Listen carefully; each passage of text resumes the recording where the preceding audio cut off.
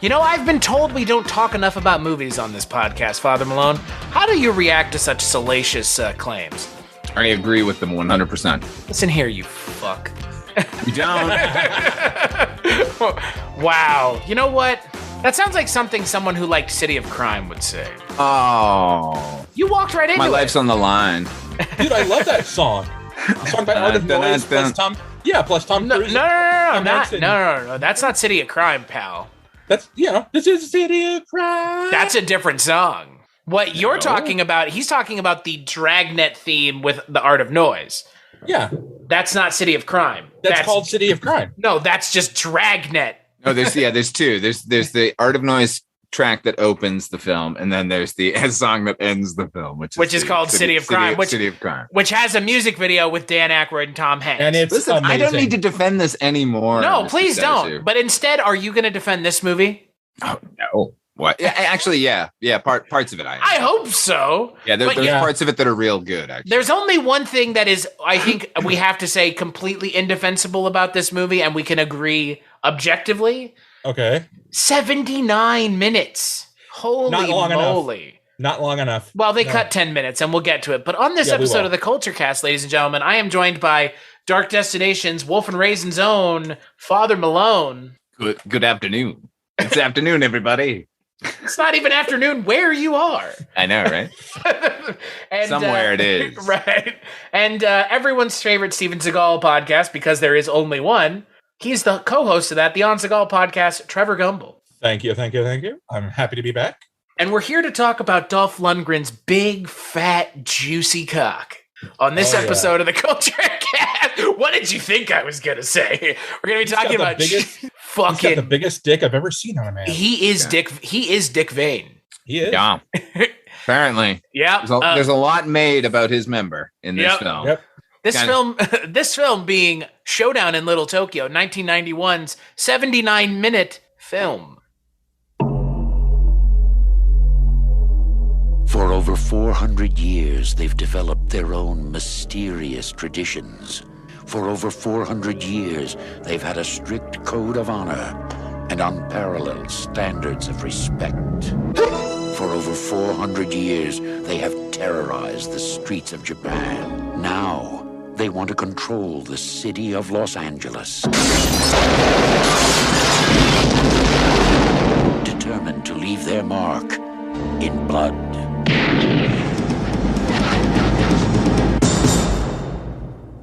Dolph Lundgren and Brandon Lee are ready for a showdown in Little Tokyo. They're two LA cops who are hungry for a little takeout.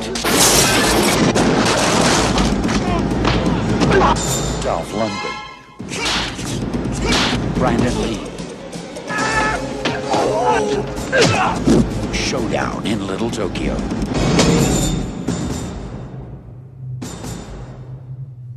So it is directed by Mark Lester, and it stars Dolph Lundgren as a white man raised in Japan, and Brandon Lee as a Asian American raised in sunny Los Angeles.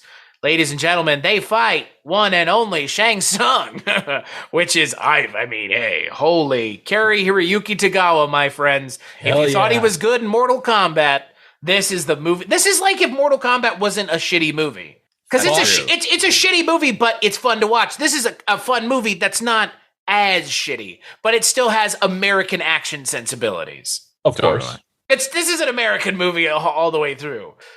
Yeah, we wouldn't mistake this for an import from Hong Kong. No, but Dolph Lundgren is the most un-American sounding American outside of Schwarzenegger. Isn't he though? I like that his character's name is Kenner, like an action figure. The most, yeah. I don't know what could have been more American than that. Freedom, Chris Freedom. My name is Chris Freedom. And Johnny Murata. Fighting Yakuza. I am from America. Yeah. But yeah, so in this movie, Dolph Lundgren and Brandon Lee, I was going to say Jet Li's son. Yikes. Bruce Lee's son. Team up to fight, one Mr. Shang Tsung, Cary Hiroyuki Tagawa from the original Mortal Kombat movie. And it's a buddy cop movie, and there's your formula. That's the 3 parts of the formula. I guess 4 parts. LA, the two leads, and the villain. And there you go. No, there's more. He's also following the Corman pattern, which is let a car chase every 10 minutes and tits every 15. Ooh, okay. That goes throughout. And don't forget the one partner has to be a smartass. Right. Right. Well, and boy, in this movie, it's not who you think. Well, I guess it is who you think it would be. Maybe, kind of. I guess not. Well, we'll get to it. Father Malone. Yes. Tell me a little bit, because I know Trevor's feelings on this movie already, so I want to hear yours first, because Trevor is glad he's here. He wanted to be here. He mentioned it, and it happened. Father Malone, tell me a little bit about your history with Showdown in Little Tokyo. Okay. Moved to Los Angeles in 1991. I saw this movie at a second-run house downtown, just miles from Little Tokyo. It's one of those experiences. One of the first movies I actually saw in Los Angeles. It was the third movie I saw in Los Angeles. So this was, however, the first film where I walked out of the theater and got in my car and then drove past one of the locations, which was just completely surreal to me. So the movie has a special place in my heart for that. The script, Then, Now, and Forever, does not hold a special place in my heart. This is one of the worst written scripts I've ever heard. But the action is all solid. I think the stunts are actually really good too. And, no other movie was examining at the time, like Yakuza and sort of Japanese culture. Just a couple years after this movie, that movie Rising Sun came out, which aped a lot of stuff out of this film, although it was based on a Crichton novel, I know. But still, like, it's a fun movie. I think most of the acting is leaden and wooden, and so an actor like Carrie Hirakuki, I'm sorry, Hirakuki. Oh my God! Hirayuki. I'm sounding so racist. Anyway, I think he shines above everyone in this film because he actually has charisma, and virtually no one else does. Yeah. What about you, Mr. Gumbel? What's your history with this film? Because as the last time you were on my show, you, I believe, mentioned this on our episode. And that is why we are now here today, ladies and gentlemen, before Christ, taking part in film communion down in Little Tokyo. I was introduced to this film, I want to say about 20 years ago, maybe earlier or longer. I don't know. But my friend Jeremy and her friend Jeff had talked about this, and they wanted to show me the film because we loved watching not necessarily bad, just like cheesy action, like 80s films. We were really big on those. So they wanted to show me the film, and they wanted to show me particularly this gaffe that was left in the film where the scene where Dolph Lundgren jumps over the car. You can see the jump, what do you call that thing? The trampoline? Well, it's kind of like a trampoline. You can see it under his feet as he jumps over the car. If you pause it real quick. And that was, I remember, to be fair, the only thing I was worrying about in that scene. And I can see the trampoline. And I'm watching this film, and I'm like, this isn't a quote unquote good film objectively, but it's a fucking entertaining one. It is a fun film to watch. Mike is right. The script is not very good. But as I was watching, I'm thinking to myself, I watched it again last night. I'm thinking to myself, this is movie junk food. You know it's bad for you. You know no good can come of it, but you're enjoying it as you're processing it. And to be fair, I thought Brandon Lee's performance was kind of fun. I mean, he definitely shows. This is, I think, one of his first leading roles, and he has a charisma to him, kind of a goofy, kind of smart ass. They were trying to go for that, Lethal Weapon. One guy's a little off the wall. The other guy's dead serious about his work. And you could tell there was something there about him that could really carry him through other films. And I think the next film he did leading was Rapid Fire. And that was a little more serious. So I enjoy the film. I agree. Hiroki Tagawa is amazing. Then again, he's always amazing. I love watching him in film. He commands every scene he's in. If he is in a scene, you're paying attention to him and nothing else. And because he's got that voice, man. That voice is it's undeniable. It's like very deep, very serious, do not fuck with me voice. And he's just great in this film. He's a great villain. So I'd never seen this movie before. obviously, like most movies anymore, especially this year. I don't think I've seen much, if any, of the movies this year. Yeah. You having fun over there, Father Malone? You've never seen these movies, right? I've never seen these movies. Oh, I can't wait to hear this one. Let me just change the title of this statement. Anyway, go ahead. No. Let's not talk about it. So sit down to watch this movie, and again, like I was saying, the thing that jumps out at me immediately is how short the movie is, and it feels it, and it feels truncated. At the end, it feels like there's a scene missing, like a big scene missing. Is that what happened? Yeah, they cut 10 minutes out of the movie. At the end? They took 10 minutes out of the end? It's close to the end, I believe. And so, outside of the truncated feeling of the runtime of the movie and the plot, yeah, I think you guys are right. It's fun, but it feels like it could have used a little punching up.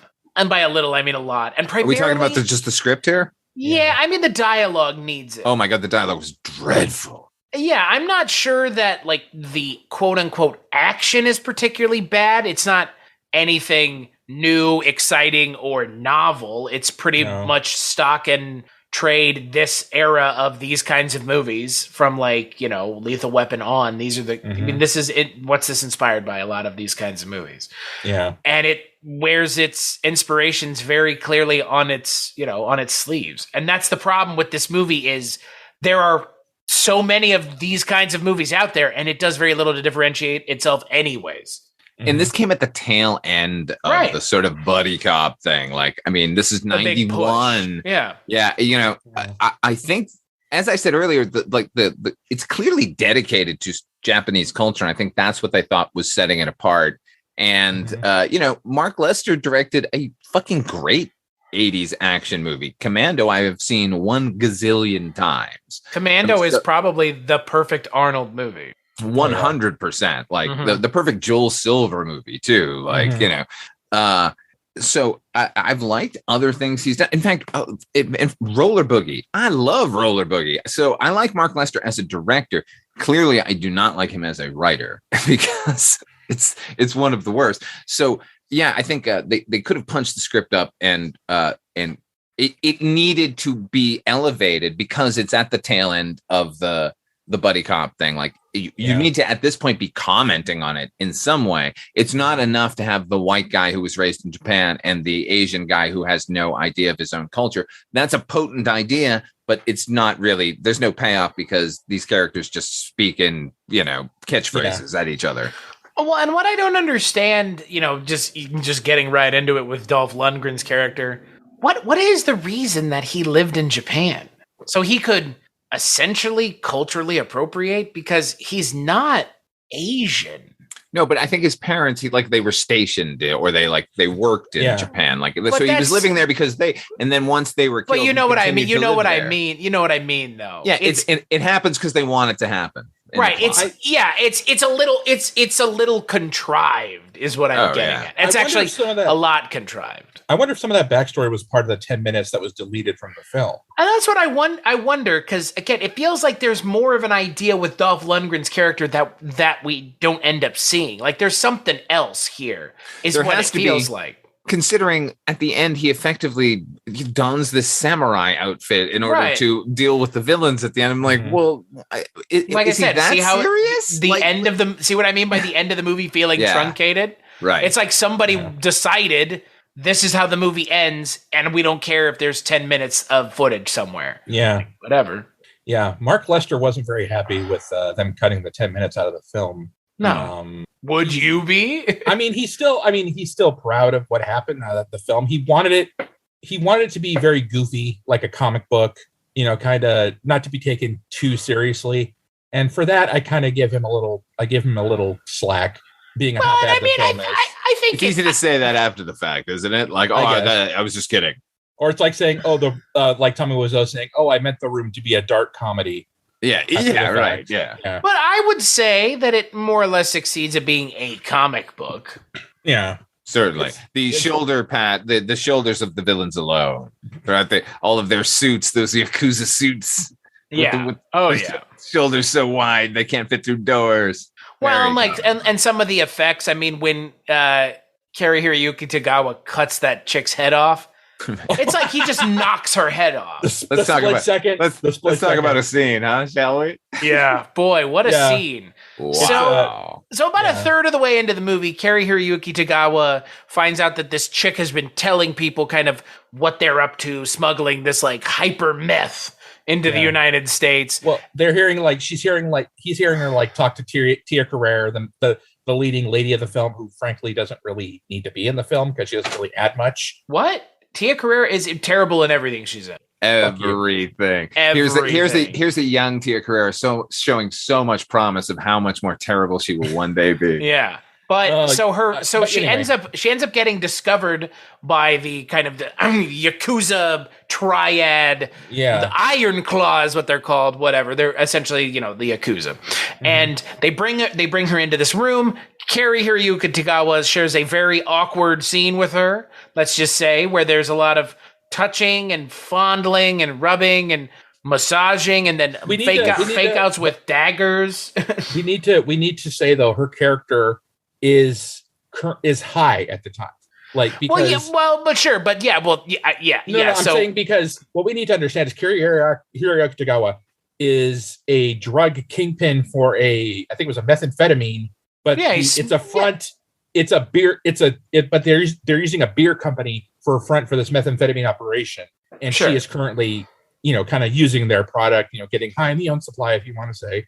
And yes, she does what any woman in the 80s action film did to try to get out of a situation. She offers to fuck him. And what does he do? He makes her smoke a shitload more meth. Which the Emmy is happy to tell us was going to kill her anyway.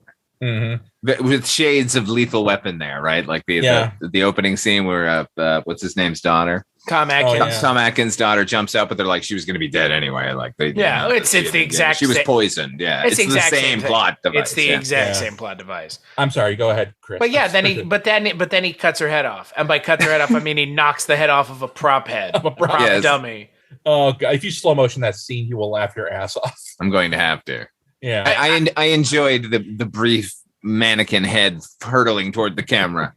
I mean, I appreciate a lot of this film's logic, like Dolph Lundgren getting shot in the heart. And surviving. And just being like, it went clean through. He's tough, man. It's the roids, man. It's the roids. Or the way the film ends with Cary Hiroyuki Tagawa exploding. Oh, yes. My God.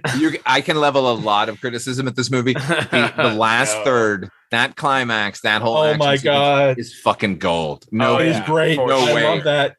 I will recommend this movie out of hand for that final sequence. It is batshit fucking crazy. His whole death from Dolph Lundgren stabbing him to Dolph Lundgren flinging him and magically sticking to this like a dart, rotating, like a swirling wheel of fortune, swirling spark firework thing, and basically setting him ablaze.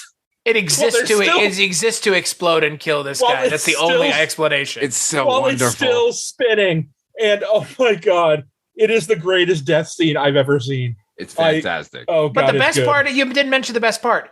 What's that? He's screaming the entire time. Oh yeah.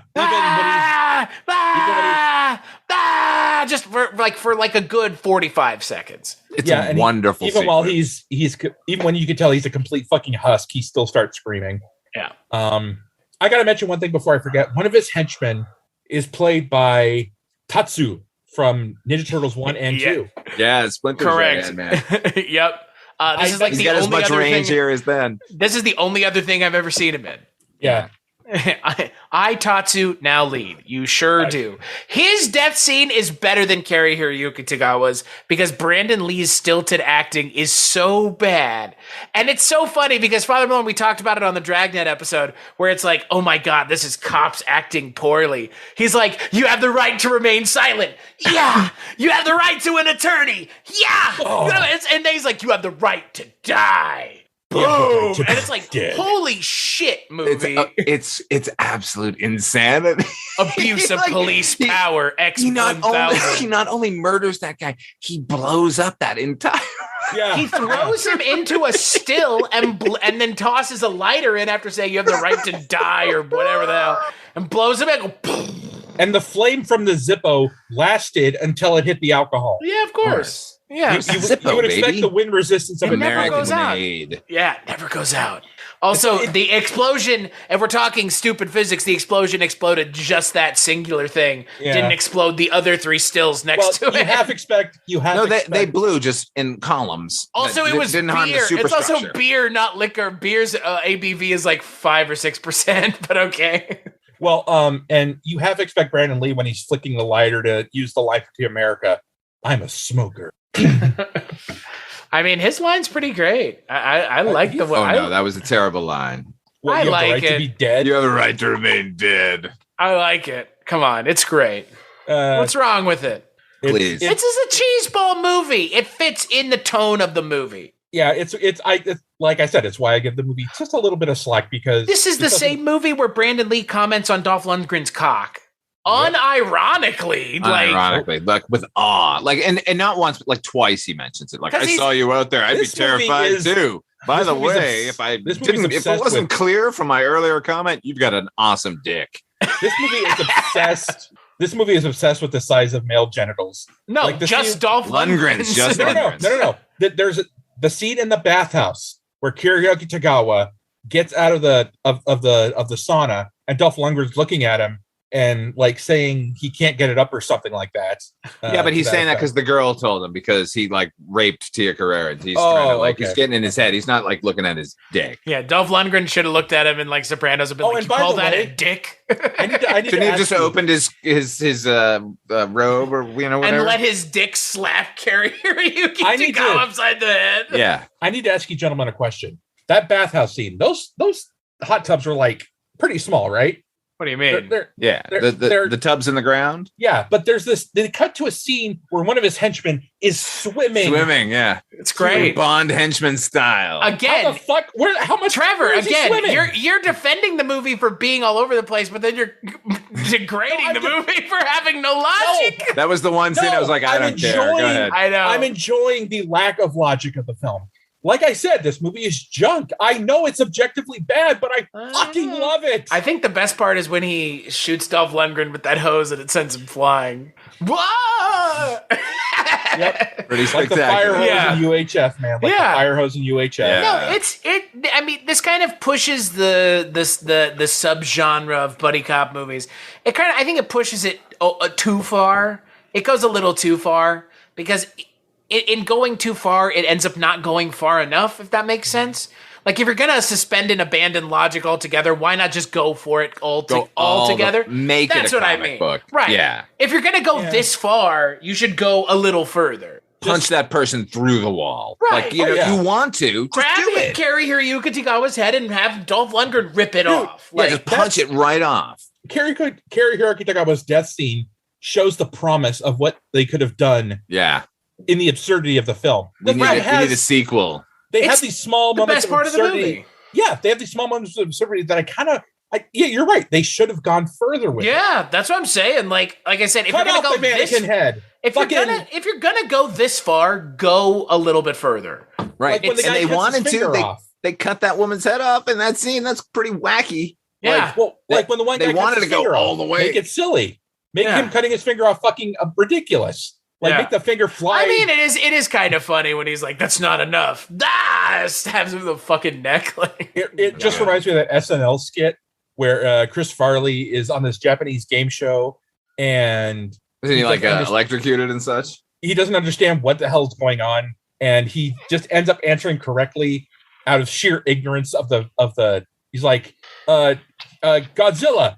His answer was Godzilla, and I'm like, and Mike Myers is playing the Japanese game show host, and it's like, Godzilla, it's right, and it's kind of racist now. Trevor. Now that I say it out loud, it sounds pretty racist. Yeah, you started saying Gojira.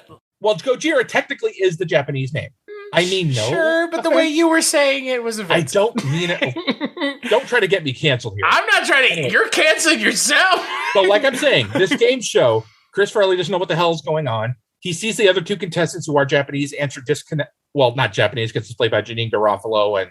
Oh, this is getting better the more Big Trevor more. explains it. And whenever they get a question right, they're forced to cut off a finger. Wrong. They're forced to cut off a finger. And you're right. Chicken Tales from the Crypt episode. You need to see the skit. It's the one that Mike White didn't like. Cutting cards. Cutting cards. You ever seen that one, Trevor? I have. I don't think I've gotten that far yet. Lance What season was it? Season 2. Season 2. It's not that far in. But Mike White didn't like it. Shockingly, that's a good one. That's a good one. But it does have it does have finger cutting scenes. Well, it wouldn't be the first time I've disagreed with Mike on a film or a TV. Does he know that? You know what? That I disagree with him on certain things. Remember, I told him about Transylvania Look upon the face of, 5000. oh my God, get out. I told him about that one. Shut your mouth about this goddamn movie. Father Malone, you talk about the movie that haunts this podcast. What movie? Transylvania 5000. Good movie. Yeah. Good movie. Solid movie. Funny. He's good, huh? He's funny. Performances. Oh, yeah. Ed Begley. You know what, Jeff Father Malone, Goldblum. you're not Gold. selling me. One more thing. Lie. Continue your lies. Gina Davis. Oh, In that- Gina Davis is in fine. that vampire outfit, man. Yeah, correct. We agreed 5 years ago. That was the best part of that movie. Ed Begley Jr. and Jeff Goldblum have great comedic chemistry. Fucking haunts this show to this day. The This theme stupid song, fucking movie. My fault. It is your fucking fault. That is your fault, pal. Wait till I program whatever the next thing is. Wait. Oh, You just God. wait. Oh, and I will appear on every episode. Do you know that the Petey Wheatstraw episode is still like one of the highest downloaded episodes of this fucking show? I know. How? Chris, you're one of my best friends. I love you to death, man, but What? I have to bring. I just need to bring it up from time to time because I know you fucking love bringing it up. It's a great movie. It's not a great funny movie. Michael Richards is hilarious in it. Michael Richards. Talk about the original canceled. Michael Richards. Know about me. You canceled I know himself. about you. I know. That is the original canceled, right? That was like a viral thing. Oh, it was like what, that was 2006? I was thinking about. Like, no, that was earlier than that, wasn't it? Maybe no, I missed. Yeah, I thought the original cancel was Mel Gibson. No, I think that was before. I think it was after. Was that after Michael Richards? Dude, Around the same time. It was pretty neck and neck there. I went and looked at some of the stuff Mel Gibson said to his ex-wife. Oof, dude. How he would not like if that happened today? No, man. If he was coming up and said that shit, he would not have made anything. Gone now. He's doing. I think he's paid his dues by doing Daddy's Home 2. Paid his dues. I'm joking. I don't know. I mean, again, I don't frankly care what Mel Gibson does. Well, Lethal Weapon 5. He's doing straight to video shit now. I mean, I like having Tom Hardy as Mad Max now. It makes me feel better. Oh, he's a great Mad Max. Yeah, that's a great. But hey, Lethal Weapon 5's gonna happen. Showdown Little Tokyo 2's never gonna happen. That first Lethal Weapon is fucking gold. Right. The first it really is. The first 3 are great. Oh, I don't know about the first 3. That third one, no. But it's still better than 4. Oh yeah. Well, it's the law of diminishing returns. A friend of the family who I've known since I was born. Her and her boyfriend took me to see Lethal Weapon 4 in the theater, and even then, I was thinking to myself, "Oh God!" I hadn't even seen the first 3. No, I'd seen the third one. I'd seen the third one on video, but I'm thinking to myself, "This isn't very good. This is that the one with Jet Li. The fourth one. The race Chris Chinese, Rock. the racist Chinese one. Yeah, Lord, that was bad. God, and Joe Pesci just Leo gets whatever you need. Leo gets. This movie doesn't exist without Lethal Weapon. No, it doesn't. But Showdown. But this movie could never have a sequel, unfortunately. Well, not with the current lineup. No. Not with. Oh God. Which brings me to Brandon Lee. Is Brandon Lee a good actor? No, not here. He's not. He's got way. He's way too earnest in his performance. He's way too like. I need to be the goofy sidekick, funny guy. The character is written so straight. Guy. Yeah, he doesn't look the part. He doesn't sound the part. Way too hard. He's trying way too hard to. Lee he's a chunk of wood in this movie, but he got progressively better in the few things he did. So that ultimately the promise is wasted. You know, I'm wondering if he felt pressure to live up to the charisma that his father had. I mean, he did. How could you not? Because that's where studios were like. I think studios at first were like stunt casting because this is Bruce Lee's son in an action hong. You almost did it too, didn't you? What? You almost say Jet Li? No, I said Bruce Lee. No, I never was close to saying Jet Li. We'll see. I respect Bruce Lee. I like that Bruce Lee cutout that they have in Game of Death where it's like in front of the mirror. You know what I'm talking about? Oh yeah. That shit's wild. And he did I show went to see promise. this movie because Brandon Lee was in it, by the way. So the stunt casting worked. Yeah. I mean, I haven't seen Rapid Fire in a while. I'll have to rewatch it to see if he got better after that. But I thought he was good in The Crow. I mean, I don't think people were saying he was good in it because it was a posthumous thing. I think he actually did very good in The Crow. He was wet behind the ears. I think he was just really trying to impress and he was trying to fit into a niche that he really didn't really fit into. I mean, I think he could do the smart ass comedic relief thing, but he didn't need to try so hard to be that. But if the script had been better, then he might have been able to float, but the script was awful and he's not good. I don't understand the way the character is written in the movie, because if you cast him, that's not the way that character needs to be written. There's no way that he is believable as that character. Right, the wisecracking thing, right? Or the wisecracking thing, and frankly, the earnest thing even more. Like, man, I believe him as a kid from the valley who's completely disassociated from his culture. Like that came through, right? Yeah, but that's what they should have weighed on more. Totally, the earnesty when he's talking to Dolph Lundgren, because Dolph Lundgren wants to kill Carrere Tagawa, and Brandon Lee is talking him out of it, saying, if you do this, you disrespect your ancestors or whatever. Yeah. Your fucking samurai warrior shit, or whatever the hell he says to him. You fucking samurai warrior asshole is what he calls him. You know what? As I'm thinking, maybe they were trying to do like a Red Heat thing. Maybe. I mean, that is the movie that if I really sit and think about it, that's kind of what it feels like more than anything else. But again, that movie's amazing. Mm-hmm. Red Heat's great. I love that movie. Well, plus James Belushi had honed his kind of, smart ass character for about a decade or so before that movie. But to be fair, if this movie had Schwarzenegger in it, it probably still would have been pretty good, because Arnold Schwarzenegger, his charisma can kind of make even a shitty project float. Look at a movie like Eraser. Right, like who gives a shit about it? But like, who cares ultimately about that movie? It's just another Arnold '90s movie. But I would watch it because it has. But I would watch it again because it has Arnold, and I've seen it more times than I would have this movie, because this movie just has Dolph Lundgren. Not to say there's anything wrong with Dolph Lundgren. Yeah, but he's a sinkhole of charisma. Like he's great as Ivan Drago because he's monosyllabic. Like he's menacing. He's a beautiful human being, no question. But like. Yeah. Like he doesn't have any charisma to speak of. No.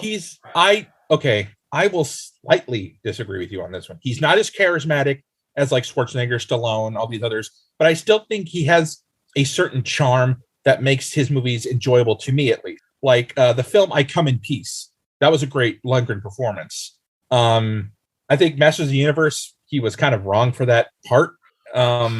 It's the same problem. That movie is wrong altogether, man.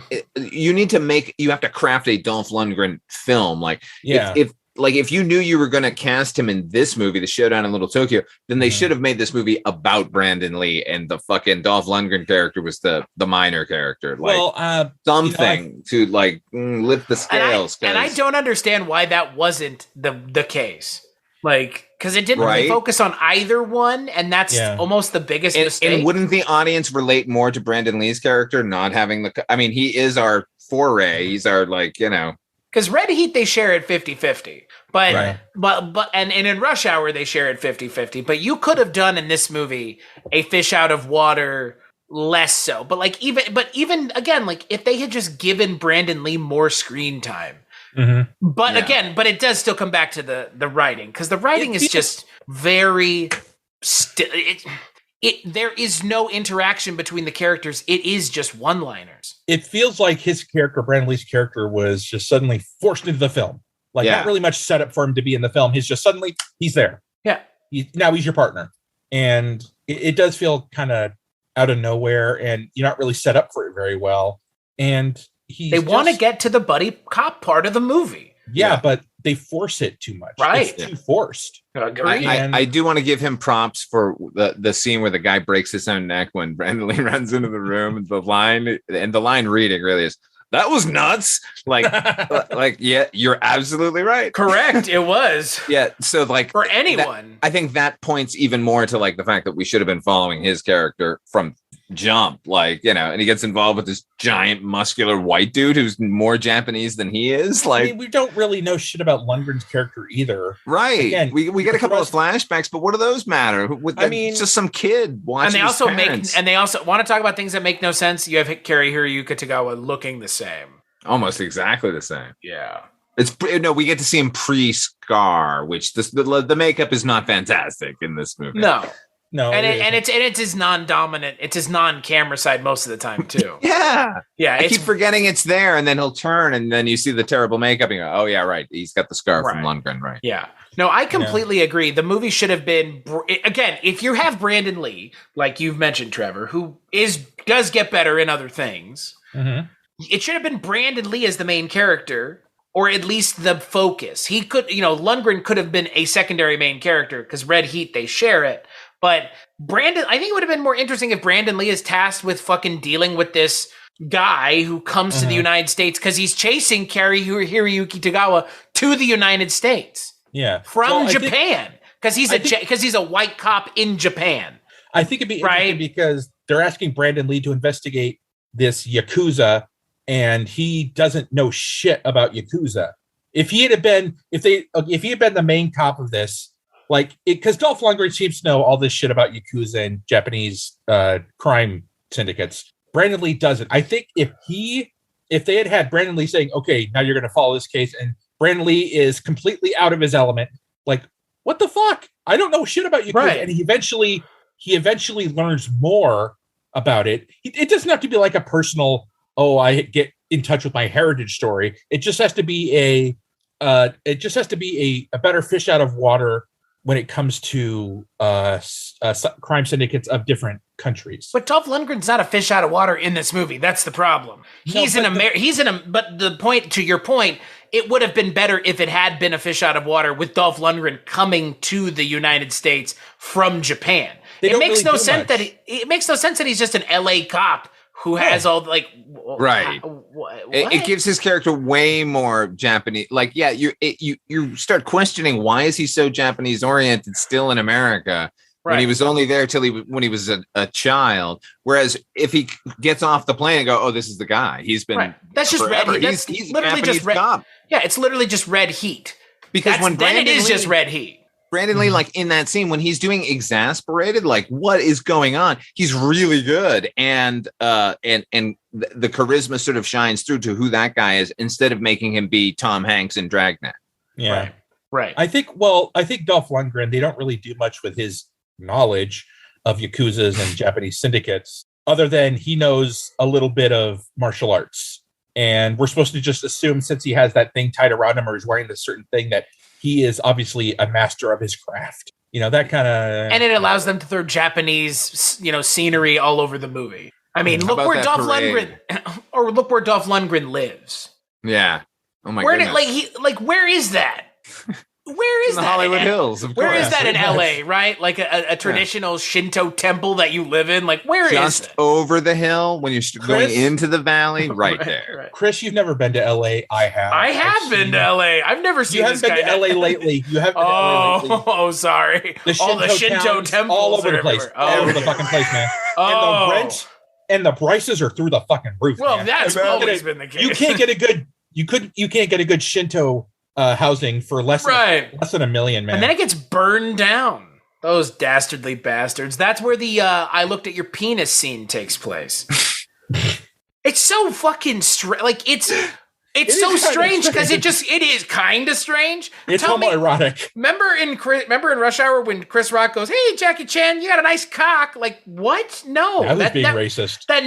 Me. I'm well aware. Thanks. I corrected very quickly. I don't understand the point of the fucking line. Like, who was it script orient? Like, did that originate with the director when he wrote the script, or was it like Dolph Lundgren was like, I think you need to mention how big my dick is, or maybe somebody saw how big Dolph Lundgren's dick is and went, write that shit in. I'd like to this is what I want to know about the behind the scenes of this movie. Where's the Blu-ray with the commentary? And about that singular line. Right. Like, because it's actually like you said, Brother Malone, it's actually a pair of lines, but they're essentially given with Brandon Lee, they're given back to back. Yeah. So yeah, because it's the like line I most memorized from the film. Yeah. You've got the biggest dick I've ever seen on a man. What does that on a man? On a man. I like how he clarifies. It opened up where was the sequel? Like this, there was so much promise within this movie. Like and that line like ties into the batshit crazy sword fight in the streets with all of these insane looking people in the red and blue lights. Oh my God. I don't know. I like this movie. I will definitely recommend this movie, but yeah, me too. I love this movie. It could have been fucking phenomenal. Oh yeah, it could have. He should have given the script to somebody to give a pass, just to polish, Well, for what it is, I mean, it's a damn entertaining no question film. It is entertaining, but it's missed potential. It deserves potential. You're right, Michael. I want to have a Blu-ray release with a commentary because all there is a fucking bare bones DVD. Like when I put the DVD in last night to watch it, it went straight to the film. And when I tried to go to the menu, there was nothing. Only scene selection and play movie. That's a disc, baby. One of those utilitarian. Here's your movie. Yeah. I bought it. It was a DVD double feature with that and Bloodsport. Bloodsport was on one side. God, what a double bill! Showdown in Little Tokyo was on the other side, and there wasn't even a label for what movie was on what side. It's just it was a guessing game for me, and I was wrong the first try. But yeah, it deserves more than I think it got because there's got to be a fascinating story about how this movie was made and what they went through when they made it. Because Mark L. Lester, he did one of the greatest action films of the 80s, maybe of all time. And then he went to Showdown in Little Tokyo, which is kind of a slope decline. He did make Firestarter at one point. That was before. It's true. But he did make that. So it's not like he's only made one good movie. And at least he didn't make the remake. Did you say he only made one good movie? I said it's not like he only made one good movie. Yeah. I mean, he's got a good record up to this. Well, what's previous to this? Like, where's the downfall? Like, what did he do immediately following Commando? You know what the thing is? I actually read up a little bit about Mark Lester, and evidently he did follow the Corman model to the nth degree. Like, he formed his own production company, and this was the first of like a 5-picture deal. So I think he was just trying to make it the most commercial he could possibly get. You know, after this is Extreme Justice, and before this is Class of 1999. Right. And he directed 84, the original one. Yeah. Lately he hasn't done anything since 2014, it seems. Oh, great titles though. Poseidon Rex.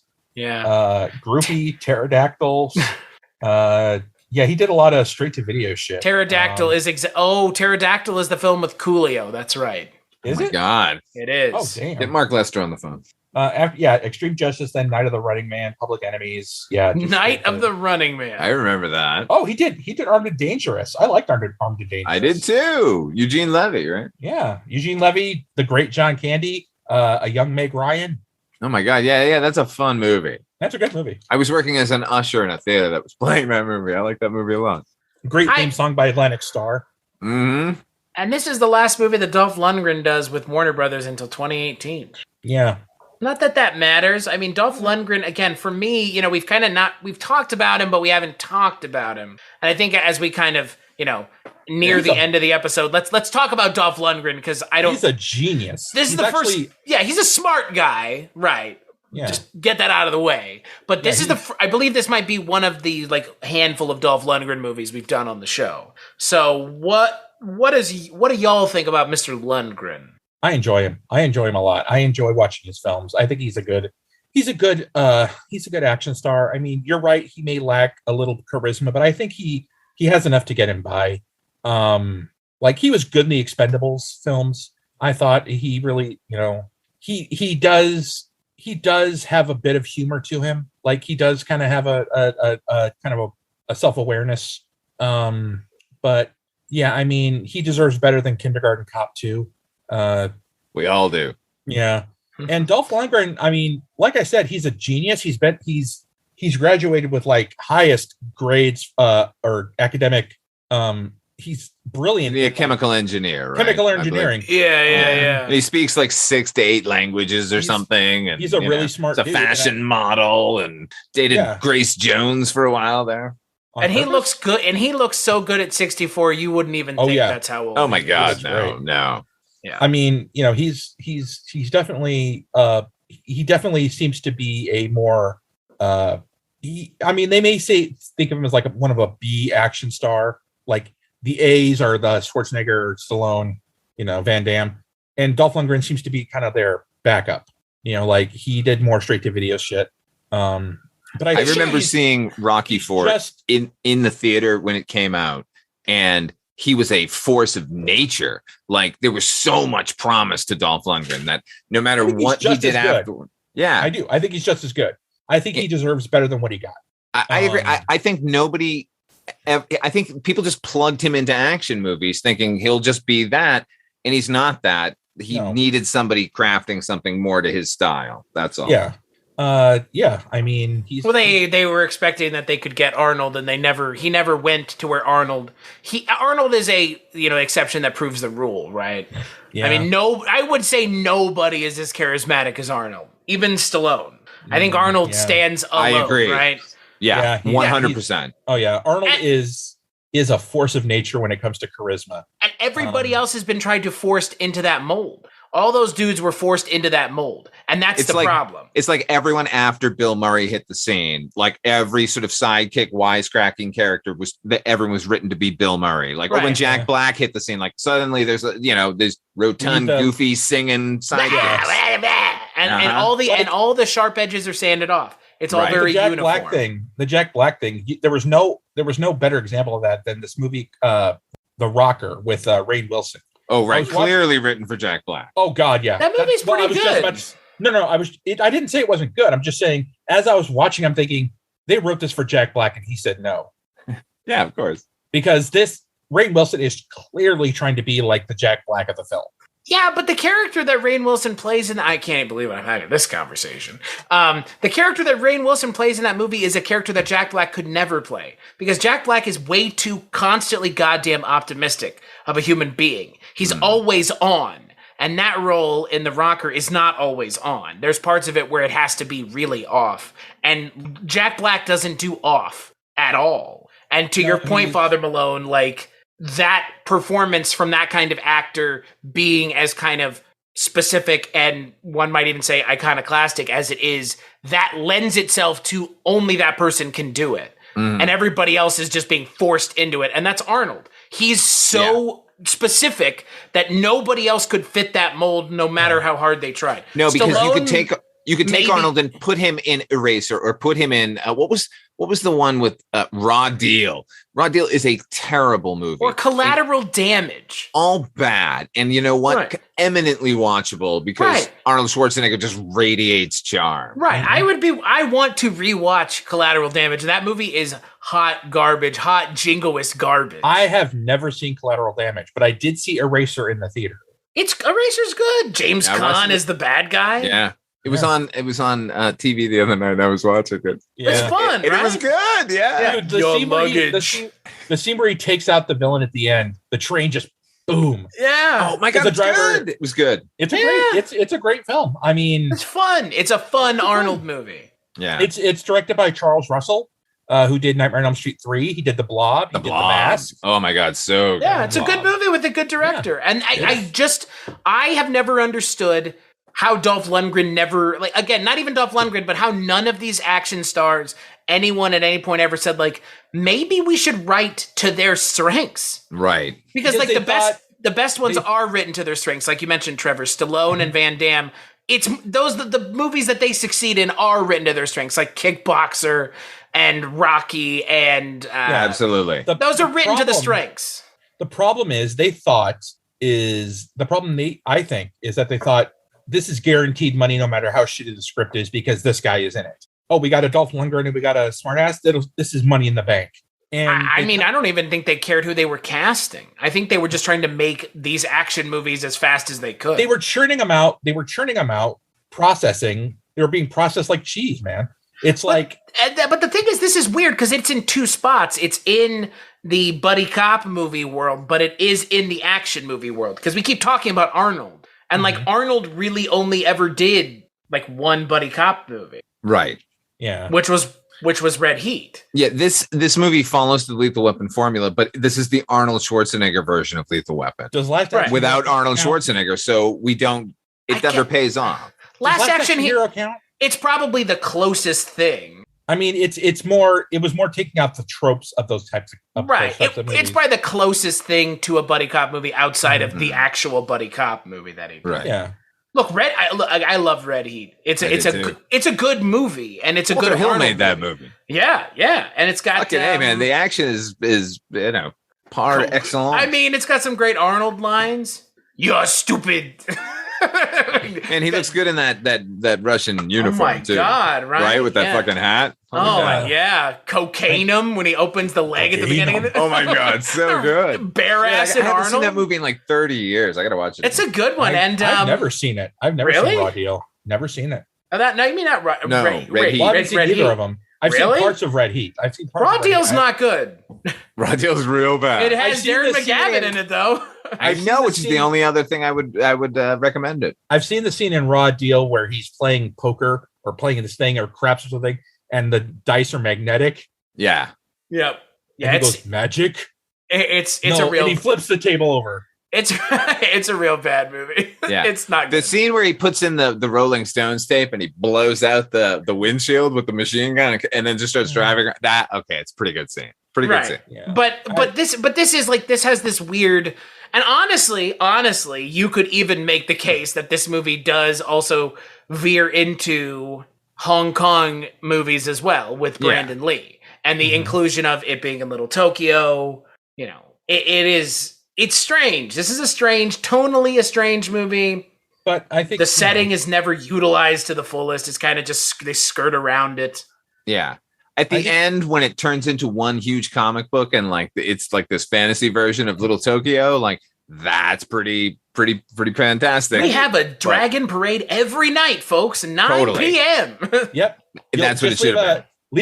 Leave through the back of a Chinese restaurant, and there's going to be a fucking parade going on and a every night market and a night market in the background. And a like, night market. Fuck it, yeah. Like I'm. If that's what you're going for, fucking do that, Right. and don't do it in the last 10 minutes of the movie. Like, please. You know, they didn't skimp on Little China and Big Trouble in Little China. They made a world that the characters fell all the way into. They should have done the same thing with this thing. And whatever they wanted Little Tokyo to be, which was shoulder pads and machine guns. I'm wondering if by the title they were trying to get people to think it's like Big Trouble in Little China. Probably. 100%. That's what I thought when I saw it in the paper. Oh, really? Back in the day. What the hell is this? And I went, oh, Brandon Lee. Ah. I mean, Brandon Lee, I'm sorry, but he's no Jack Burton. No. Who is? He's not even Egg Shen, dude. No. Just have you noticed that we're almost done talking about the film, and we've not once, well, other than when I mentioned her, we've not once talked about Tia Carrere's character. Because she's awful. My God, the less said about Tia Carrere, the better. Her body double. Oh, right. Yeah, I was wondering. Oh, God, her obvious body double. At the I was wondering that. I was like, that's a body double, right? Yeah, I've never. Okay, I've seen her wear tight clothing. Her tits are not that big. Trevor, ladies and gentlemen, they feel like bags of sand. Yeah, like a bag of sand. Look, what I don't understand is why have her in this movie and then have a body double? They need a love interest. Well, just cast somebody else because she's not a good actress. Or just cast the girl that got her head cut off. Yeah, she was right about to break, Tia Carrere, right? Like Wayne's World was the next year. The next year. The very next year. So I'm sure they cast her and she and then we're like, you know. Oh, great. Yeah. I hope she can sing. Right. Jesus. Yeah. But you know, she had a very successful recording career, Tia Carrere did. She's a good singer. I'm sorry, she's a good singer. And you know, she was also in undoubtedly one of the worst episodes of Tales from the Crypt. And the living tattoo. Yeah. True Lies, I like that movie. It's okay. I know, she's unpopular opinion. Bad. She's bad in it. It's unpopular opinion because it's woefully thankfully. anti-Islam. So me and Michael were talking about that before you got on the. Yeah. Yeah, we were talking about like, this movie would not be made today. No, should not. I mean, be made today. I don't think even fucking Rush Hour could be made today. You could make Rush Hour. You could just be more sensitive and make the comedy not about punching down. Yeah, no N-word dropping. No. Although I do think that scene with Jackie Chan using that word and getting his ass handed to him was a little bit funny. But it's funny it's funny in the context of the movie, but like it couldn't happen today. Oh God, no. No, people would be upset. I'm not sure. Yeah. I'm not sure why, but again, I mean, they have good chemistry. It's not like the worst thing in the world for them to say it in a movie. Quentin Tarantino gets away with it all the time. Yeah. Oh God. Right. Yeah. And look at how he uses it. Oh yeah. God. That scene in fucking Pulp Fiction. That scene in all of his movies. Yeah. The everything of Quentin Tarantino. The existence of him. Yeah. The thing about Jackie Chan and Chris Tucker, they had chemistry. They had better chemistry, I think, than Dolph Lundgren and Brandon Lee did. They don't interact well. Not really. But who interacts well with Dolph Lundgren? Who? Bridget Nielsen. Right, but she's like as his mouthpiece. Yes, that could have worked too. I want to see those two characters Grace now Jones. I want to see crime in Los Angeles. No, again, if he had been a true fish out of water, that would have fixed everything with Dolph Lundgren. He wouldn't have had to talk. He would have spoken Japanese. When he starts when he opens his mouth, they expect because he's white, he's going to only speak English and he only speaks Japanese. Is that a little insensitive? Sure, but guess what? That's essentially red heat. It would have been great. Like going into like the parlor and everything, and it was like making fun of the white guy, and he's like, "I'm more Japanese than anyone here." Yeah, and they're talking shit about him, and then he chimes in Japanese. Did we just write a scene in this movie that would have been better than most of the scenes? Yeah, right. Yes. God, and by the way, hard. Can we? I know this movie makes zero logical sense, but let's talk about the fact that it opens with a bunch of these characters being confronted by Dolph Lundgren in a kickboxing tournament, right? And then they assassinate their enemy, and then the very next scene he sees them again in the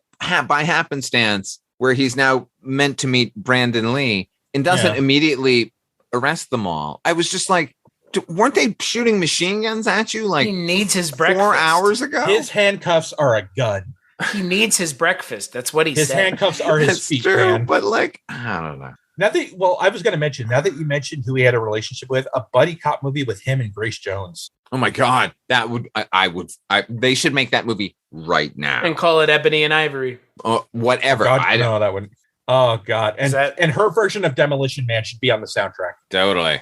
Her version of everything. Again, is this the strangest buddy cop pairing? No, not by a fucking country mile. Jay Leno and Pat Morita is infinitely stranger on paper than this one is in execution. Sylvester Stallone and Estelle Getty. Gene Hackman, Dan Aykroyd. Whoopi Goldberg, a dinosaur. No. You win. John Leguizamo and Bob Hoskins. Fuck you. Isn't that just a buddy cop movie? No. You will not disparage them. I didn't disparage them. Calm down.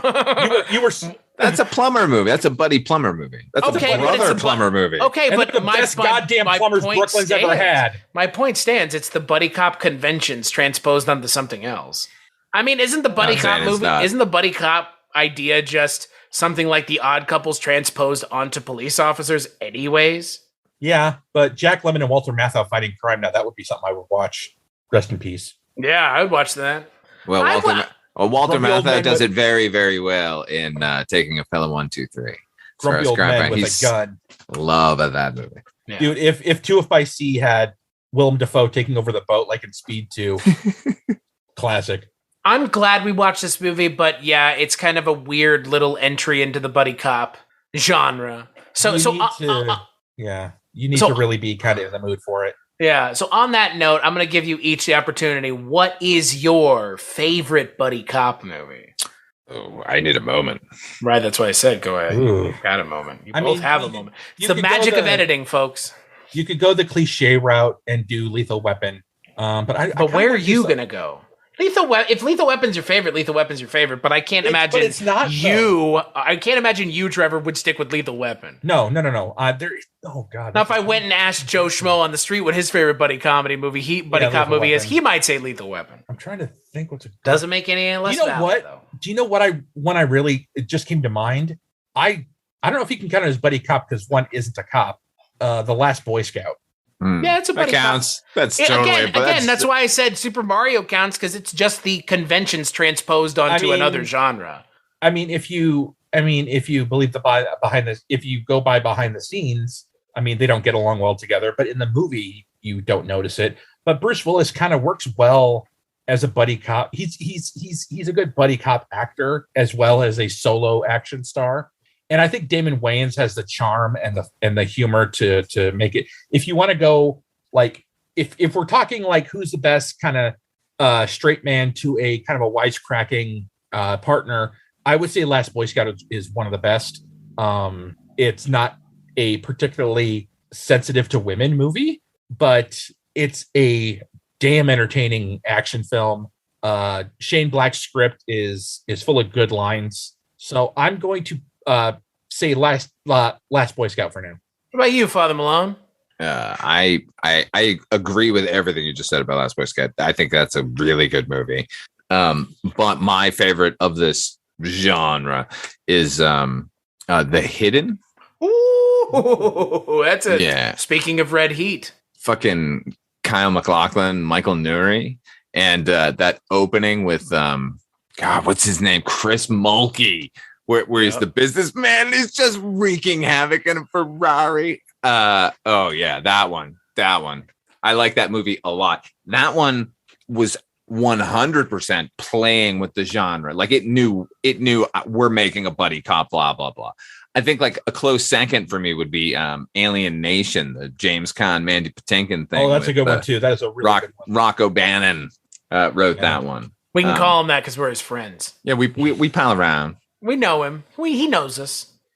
I mean, he does, technically. I don't think we ever said a bad thing about him. You're referring to Edo Ross when you mentioned Red Heat with... right. Yeah, because he's in the Hidden as well. Yeah, he's also plays Itchy in Dick Tracy. He's so good. He's like a Walter Hill regular. He's so good. He's a great actor. He plays... what the hell was he in recently we watched? And he wasn't the crazy character. Oh, Lethal Weapon. He shows up in Lethal Weapon, not crazy in the scene. Yeah, he's freaked out. Yeah, Mr. If you're Joshua, Gary give me Busey, your arm. You guys are out there like fucking Pluto, man. If Gary Busey is playing the villain in your film, no one's going to out crazy him. So why even try? That's correct. It kind of began there, right? Because he hadn't had the accident yet. I thought he hadn't started talking crazily to the press. Like it was suddenly like, ooh, who's this Gary Busey? He's very frightening. And then he just played himself in Predator. He played the same character essentially from Lethal Weapon in Predator 2, and Point Break. Yep. I mean, the same character all the way down. This is why you're popping dimples off your fat face and jacking off to the lingerie section of the Sears catalog. Is Point Break a buddy cop movie? Yeah. Okay. Yeah. I've never seen it. I've seen it. I enjoy it. I haven't seen the remake because I have intelligence. I tried to watch it. I wanted to give it a chance. And I quote, I have intelligence. I like that. That's fair. You know what? I'm gonna go. I kind of have a controversial answer. But it's kind of been at the top of my mind. It's something I really like. And again, this might piss some people off. I really like Loaded Weapon 1. What, some people not like Loaded Weapon 1? But the problem is could it be considered a buddy cop movie when it's a parody of? But yes, because but I think The Hidden is a parody of buddy cop movies. So yeah, well, so was Last Action Hero, and it's still valid. It's a valid answer. I think for me, if your parody is still a good version of the kind of movie that it's parodying, it can stand as that kind of movie and as a parody. Mm-hmm. That's the most successful kind of parody, not a Seltzer and Freeberg joint. No, don't get me started on those assholes. I know, but I mean, again, like anymore, like that's what we think of when we think of parody movies. But when I think of parody movies, I think of Mafia, Naked Gun, Loaded Weapon. You know, fucking the original Scary Movie. Frankly, Airplane, shit like that, and like, but those are all also good. Right. Those are good versions of the kinds of movies they're parroting. Yeah. I think Loaded Weapon 1 might be my favorite buddy cop movie, and I am That's not a good ashamed to answer. say it. It's a good movie. I like Emilio Estevez and I like Samuel L. Jackson. I think they work well together. And I think Samuel L. Jackson is almost a better version of Murtaugh than Danny Glover is in a lot of ways. Well, I mean, I don't know about this was a movie that first Lethal Weapon. that the Loaded Weapon 1. I mean, Samuel L. Jackson was sort of known, but he kind of blew up after the fact, right? And he kind of became the serious, he became the serious. He's still having fun at this point. Like with Die Hard with a Vengeance, which I thought actually no, I might change my answer. I think Die Hard with a Vengeance is better than Last Boy Scout in terms of buddy cop. Oh, I disagree. You didn't think Bruce Willis and Samuel L. Jackson were a good pair? I think they're a good pair, but I don't think they hold a candle to Bruce Willis and Damon Wayans in that movie. I think it's a tie. I'll say it's a tie. I think in that movie that demonstrates you can do a stoic character like they're trying to do here with Dolph Lundgren, but Bruce Willis is still so charismatic that it just carries it. Yeah, plus you got that amazing script bolstering it. And John McClane is in Loaded Weapon 1. No problem. That's still one of the funniest scenes. That shit's hilarious. Like it's just great. And the fact that they're just like, we're just gonna have Bruce Willis be in our movie. The helicopter's and he's like, what? Yeah. No. Yeah, it's great. It's great. Way. Sorry about that. No problem. I think that might be my favorite buddy cop movie for sure.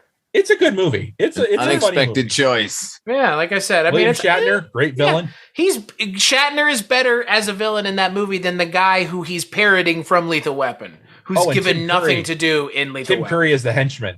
Yeah, Tim Curry's great. But that's the problem. Tim Curry's great in everything. Was the hidden directed by Charles Russell?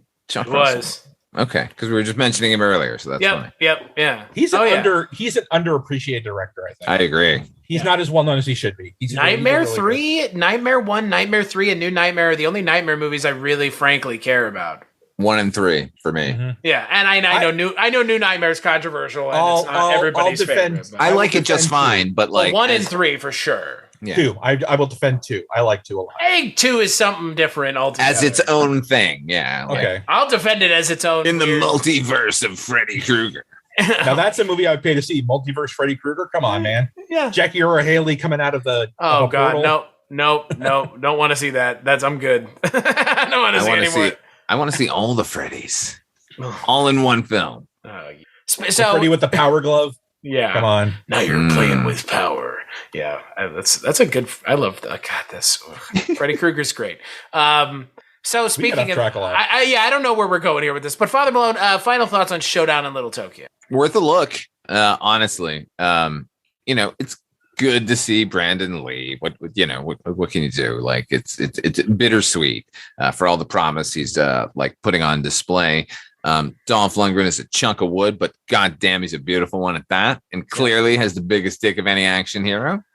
And I'm not kidding when I tell you the climax of this movie, the finale, that fight scene, from the moment the swords come out to the swirling wheel of fortune of death, it's solid entertainment. Yeah. What about you, Trevor? Final thoughts on Showdown in Little Tokyo? All right. This movie, like I said, it's junk food. It rots your teeth, but it's only 79 minutes. I don't think you'll feel like you've wasted your time. I think if you go in with the mindset of stupid buddy cop film, and you'll be surprised with some pretty surprising scenes, pretty entertaining stuff. There are great things, fun things about it. And if you go in with that mindset, you'll really enjoy it. And it's only 79 minutes, so whatever. There's worse films to waste your time on. Yeah, I would agree. Again, the length of the movie almost kind of benefits it in a little way, because you could watch it and it's not much of a time commitment. It's not 3 hours long. It's not an hour and 50 minutes. It's an hour and 20, and then you move on to something else, right? I actually thought it was too long while I was watching. Well, I mean, the problem we're not talking about Dolph Lundgren's cock, Michael. His fat cock. I am. That's all I'm talking about now for the rest of the podcast. I can't keep it out of my mouth. Oh, you suck, Chris. Oopsie. Oops. But seriously, you can get through this and it's not much of a time commitment, but I agree with you. I think because the script's not very good, it feels long because it drags, because it's not all well put together. But yeah, it's nice to see Brandon Lee. Like you said, it's not great knowing what would end up happening, obviously, pretty quickly after this. And Dolph Lundgren's still hanging around. He's a huge dude. I don't know if you guys have ever seen him in person, but I saw him in person when I saw the premiere of Hot Fuzz, because he just randomly showed up and was sitting there, and he's fucking huge. He's gigantic. Were you at the premiere? I mean, at the actual screening? Yeah. Oh, wow. Speaking of buddy cop movies, Nick Frost, Sean, Simon Pegg, and Edgar Wright were all there. So yeah, but he was just like randomly there. I don't know. He must love buddy cop movies, right? So I mean, I would invite him to a premiere. Yeah, me too. Right. So, but yeah, so I don't know. I enjoyed this movie, but yeah, it's, you could do worse with buddy cop movies, but you could do much. You could do a lot better. Yeah. Oh yeah. So. Certainly. So yeah, like I said, it's a movie I defend, I enjoy, but I'm not gonna lie and say it's a great film. Nope. But I thought it was a fun film, and there you go. That's all it needs to be for me. So on that note, let's take a break. We'll play a preview for the final Kulturecast of Buddy Cop Month. We ain't partners, we ain't brothers, and we ain't friends. I'm putting you down and keeping you down until Gans is locked up or dead. And if Gans gets away, you're gonna be sorry you ever met me. I'm already sorry. Nick Nolte is a cop. Eddie Murphy is a con. I can help you get Gans, but you gotta get me out of here first. You're crazy. He pulls some strings. See how you need me a little more than you thought, huh, Mr. K? He pulls some scams. So where do you want to do it, honey? Want to hop up on the counter? Nah, we can go in this room over here next to the bathroom. Give me a break. I'm dead serious. Come on, we're on the move. Let's go. They've got two killers to track down. Toss me that piece, and he won't waste him. They've got a kidnapping going down. I want the money. I don't know what you're talking about. I want that Indian to snap her neck. They've got a fortune to hunt down. I want to know what's going on between you and Gans. $500,000. And it's all coming down in 48 hours. But I gave you 48 hours to come up with something, and the clock's running. This guy got a real itchy trigger finger and he's a nervous cop. You better listen to him, you get your brain blown out. I'm the calm type. I know that everybody, when they hear the music, they'll be doing it on the floor. I'm looking for a good old boy by the name of Billy Bear. Never heard of him. Heard of him now, man? Jump up and down and turn around and tell the band to play some more. You know, you are real stupid for a cop, man. You following this guy too close. Yeah, well, most cops are pretty stupid, but since you landed in jail, what the hell does that make you? So tonight you can dance and romance and do anything you feel like doing. What's happening, Luther? I'm sorry about the door, man. Did that hurt? It looked real painful. You come clean and we're going again right here, right now. So don't look surprised, cause you know what I like. And tonight we ought to do it. Are you in some hurry or something? Yes, I'm in a hurry. I haven't done anything for 3 years. Oh, you used to be a priest or something. This ain't my night. The boys are back in town. If you screw up, I can promise you, you're going down. The boys are They couldn't like each other less. They couldn't need each other more. You want to bet? And if they can get off each other's case, Look at you, you got a $500 suit on, you're still a lowlife. Yeah, but I look good. they just might solve this one. Being a cop is a hard job, Jack. Nick Nolte, Eddie Murphy, We ain't brothers, we ain't partners, and we ain't friends. Now, if Gans gets away with my money, you're gonna be sorry you ever met me. I'm already sorry.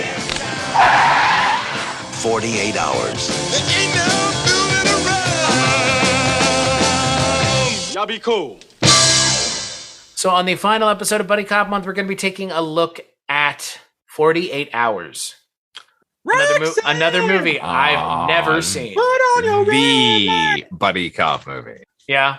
Oh my God, yeah. Everyone says Lethal Weapon, but even Shane Black says, but there was a movie a couple years before mine called 48 Hours, which is a perfect movie, and I agree 100%. Called Freebie and the Bean. That's the one. Freebie and the Bean. Oh man, you're not going to talk about another 48 hours? Nope, just the original 48 Hours. I like another 48 Hours actually. Well, I've never seen either. I've never seen 48 Hours. I envy you. But you have. Many times. I need to watch it. I like Eddie Murphy and I like Nick Nolte, and yeah. I know what you're doing, by the way, with the fucking title of my show, prick. Oh, I don't know. Yeah, okay. I like Nick Nolte's mugshot. That's a wild Listen, one. no, man, watch that movie. I'm excited to, yeah, but I like you that. should be. But I still like that mugshot. He's real solid in the movie, Nick. Yeah, Nolte. well, he's solid in everything. He's great in Tropic Thunder. Yeah, man. He's beyond here. He's real good in this. Yeah, I'm excited to watch. I mean, I've been excited to watch all these, but there's no question whether or not these movies are going to be entertaining. Yeah. Oh, there's no question. Yeah. So until then, Trevor, where can people find you? Well, you can find me on the On Seagal podcast with my co-host, the lovely Chris Stachiw. You can also find me on Twitter at Bad Vertigo, and occasionally you can find me on this very podcast because they're desperate for co-hosts, and I work cheap. Are you saying that on your own behalf? Because that's not the case. I was like, are you convincing everybody in Radio Land of that? What, that I work cheap? No, that we're desperate for co-hosts. They're banging down the door. No. Yeah, I mean, yeah. I had to get a new lock because Chris was like, do the fucking episode. I had Dolph Lundgren come to your house and slam his massive wiener against your door like a battering ram trying to get in. Dolph Lundgren threatened to make me watch Kindergarten Cop 2 if I didn't agree to it. So I said, fine, I'll do it. Yeah. Father Malone, what about you? Where can people find you on the internet? Go to fathermalone.com. That's my link tree. And I got a lot of stuff. Chris and I do a bunch of stuff together, right? We do, we do. Dreams for Sale, the Twilight Zone podcast. We do Midnight Viewing, the Night Gallery podcast. I do Wolf and Raisin, the Banachek podcast, which is a video podcast. I don't do that one with you. No, you don't do that one with me, but I also do that. You can find it at fathermalone.com and links to all my crazy video bullshit. And, just check it out. It's a link tree, everybody. Wolf and Raisin's good. And I don't even watch Banachek. Thank you. Yeah, I know. I wish it was more available so people knew what we were talking about. But we're gonna correct that as it goes on. It's it's entertaining. Night Gallery just got re-released on Blu-ray, I believe. Only the first season, though. Only the first season. Okay. Yeah, but we're going. Which all is the a way drag because the second season is where it kind of takes off, as far as I'm concerned. We're going through the whole show, so Night Gallery. Oh God, the episode with I believe it was Clint Howard, where he plays the boy who predicted earthquakes. Yeah, that's in season 1. I love that one. And he lies at the end saying he didn't see anything, and oh my God, that is a chilling episode. Oh yeah, and that is a great episode. Night Gallery hits some heights. Yeah, it's a great show. As for me, the Night Gallery podcast and all the other things we work on together aside, cstachiw.com is my link tree where you can find my stuff, like the On Seagal podcast and Night Gallery, all the good things that I work on with them. So that's where you can, and all the other things I work on without them, which are a lot as well. So yeah, scary stories we tell, all that good stuff. So you can find all that at cstachiw.com, cstachiw.com. This show, Kulturecast.com, patreon.com/Kulturecast. Rate and review the show on iTunes. If you want to give the show any love outside of monetary, rate and review on iTunes. Because guess what? You guys know where you can rate and review shows otherwise? Essentially nowhere. So rate and review on iTunes. That's what we should all be saying at the end of everything we work on. And now I will. Yeah, rate and review on iTunes. And so Trevor, Father Malone, thank you guys so much for joining me. As always, it's a pleasure. It's always fun. And we'll catch you on the next episode.